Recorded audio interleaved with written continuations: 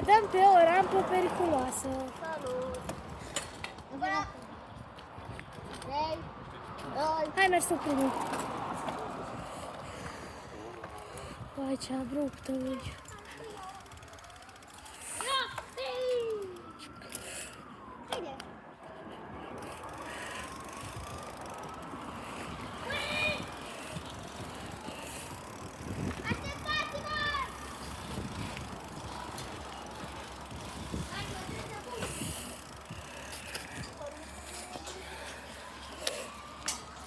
Wow!